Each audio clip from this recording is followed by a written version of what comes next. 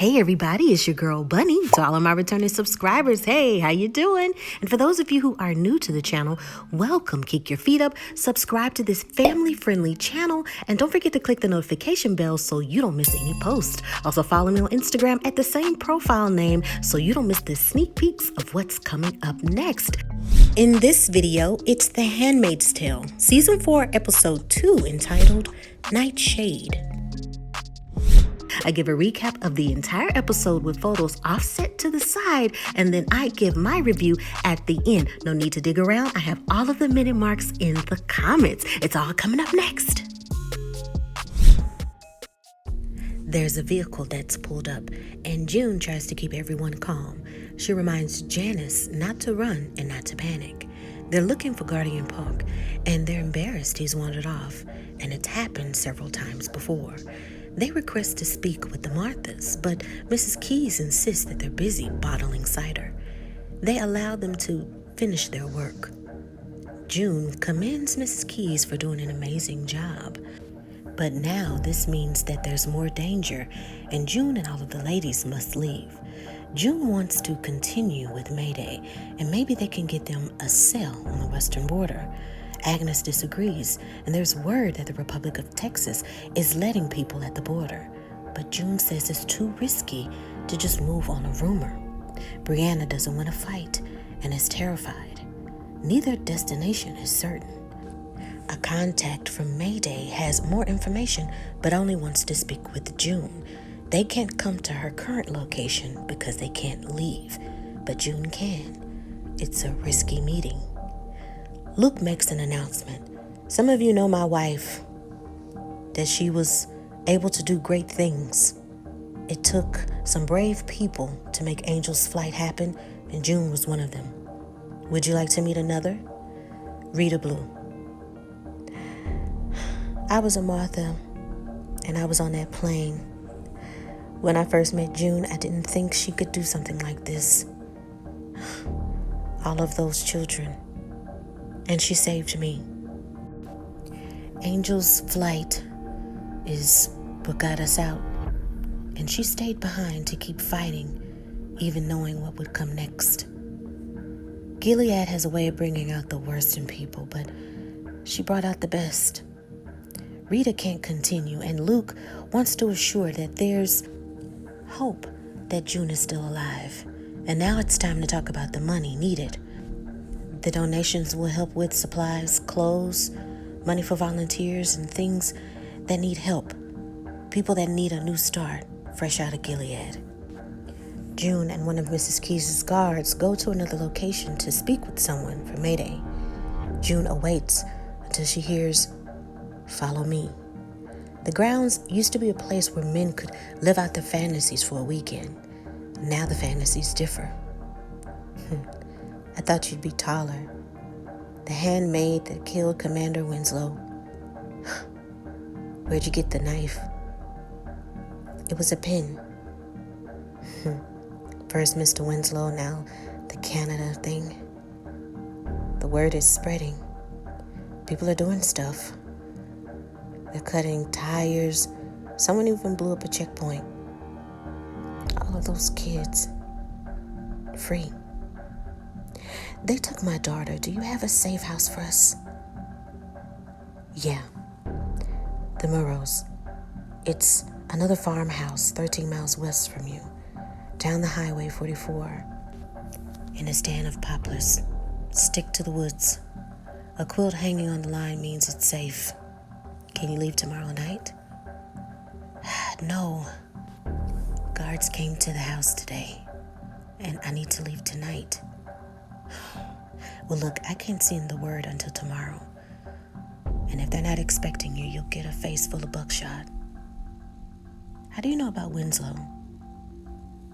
I was in Boston before, and after he went missing, they cleaned house, so I was one of the lucky ones. You know, I saw some military commanders in the way outside.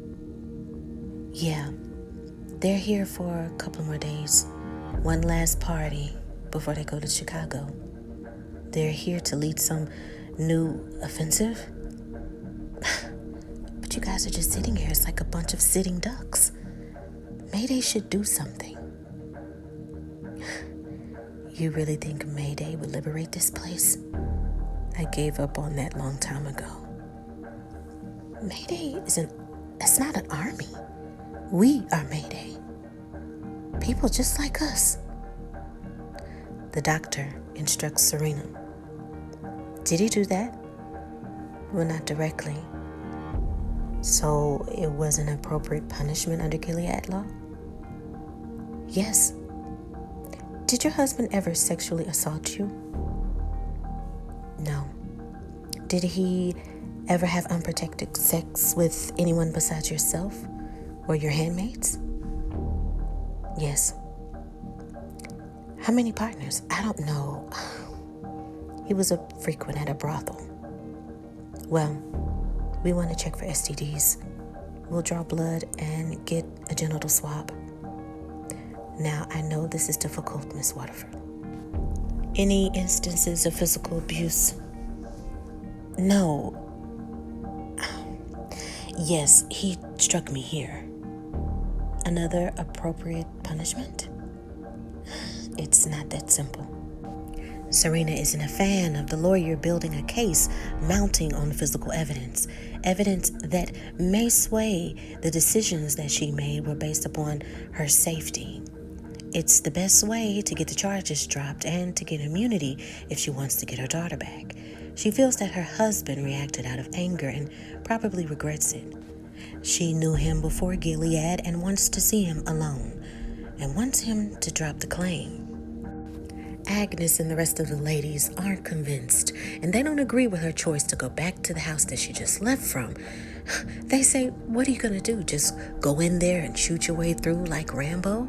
I mean, you don't know what to expect in there. I think you should just leave with us. But June says that I can't do anything. I can't just leave. We've got to do something. We got to help the people in Chicago. If it doesn't make sense, then that's just fine. But I need some sort of a plan. The ladies want to know what that is, and she says, well, I don't know yet. Mrs. Keyes noticed that when she walked into the room, everyone stopped talking. She makes it known that she doesn't like that. The guards are going to come back, she says, and I'm worried. She wants to leave with June and the ladies, but June says we can't. And if they do, they have to do something about the commander. June notices a certain plant and starts to put the pieces together. She figures out that Mrs. Keyes has slowly been killing him and wants to know if she can make more. They collect the poisonous berries and think of ways in which they can camouflage its potency, maybe in a cobbler. Serena and Fred get a chance to talk alone. He's heard about her hearing and motion to dismiss.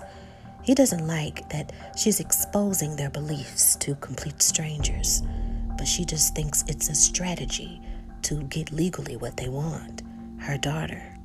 He reminds her that the child is no more his than hers, and she's under the impression that she's just going to take her child and go off and live a new life, but she's deeply mistaken. Serena believes that he's changed ever since he got a taste of power, but he says that he's a product of everything that she intended. He regrets giving her too much freedom and walks away from the conversation. Moira meets with an aunt of a child named Asher. He's hungry, but he says that he can't eat what his aunt's prepared. The aunt says, I've prepared everything, 3 different meals, pizza, buttered noodles, and even chicken fingers. Moira reminds her that it's okay not to correct Asher's frustration. Asher will just have to adjust, but the aunt clarifies his name is James, just like my brother, his real dad. Moira vents to Emily that a lot of the children are mentally messed up. The kids actually miss Gilead because it's the only family they remember. She's upset because June just swings at things and doesn't think of the consequences. She loves June and feels that she's cleaning up all of her messes. It's the guilt that they saved her and Emily, and June stayed behind. June leaves to go back to the previous location, and the women prepare for everything. And June says make sure that everybody's wearing comfortable shoes because it's a long journey ahead. Janice is worried, but June presses forward. Rita goes to see Asher to assist him with giving him some sense of his normalcy in Gilead. She wants to cook a few meals that he's used to in order to help him with his discomfort. He becomes less tense when he hears her say, "Blessed evening," and he responds back, "Blessed evening." Rita wants to spend the night and make sure that he gets a meal that he's familiar with. It changes Asher's demeanor to happy. Moira tries to grab some quality time with her girlfriend, but it's a short evening because she thought that she would be working late. They try to have a quick bite to eat, but before she leaves, she wants Moira to leave with her to make it more official. Her lift arrives, and they sit, enjoying the little bit of time that they have left. It's the night to attempt some movement, and June instructs Daisy to just grab whatever she can, radios, car keys, everything. Daisy is afraid, but June believes that she can do it. But she says, "This is a decision for you. If you don't want to do it, that's fine. I can just pour all of this down the sink." One of the aunts comes in and requests some tea. Serena, still frustrated, demands to be separated from all calls from Fred in any way in order to get their daughter. She's done with him. But Mark shares that it's some news. She's pregnant. They just got the results from all of her tests. Congratulations. Daisy makes her way around the party, and as June prepares the drinks, all of the women make sure to pass the drinks abundantly around the room. And even the aunt that requested her tea gets her share. It's a rush thinking about what her and June just accomplished. June and the soldier return to the farmhouse to see that the home is all lights, but it's an eerie silence. June knows that something is wrong. She wants him to leave, but he pleads that he won't leave her side. As they approach the house, June steps on discharged bullets. The soldier reaches for his gun, but he's assassinated right in front of her. June tries to reach down for his gun, but realizes that she's swarmed with a focus of gun lasers. Nick approaches and demands to know where are the handmaids, and whispers, "I'm trying to keep you alive." June, recognizing that there's no way to get out of this one, she pulls away from the gun, and then the guards swarm in to take her into custody. And that is the end of the episode. Oh, another intense episode, and now it's your favorite part of the video, my review. So it was only a matter of time, right, before they came looking. I mean, they were just there too long. June said it. We here just kicking it. Y'all having fun, listening to music when we should be thinking of a plan and moving to the next spot. But they didn't want to listen. They got too comfortable. There were already bullets on the ground, discharged bullets that June stepped on. So I wonder if anybody got injured or killed before the handmaids took off.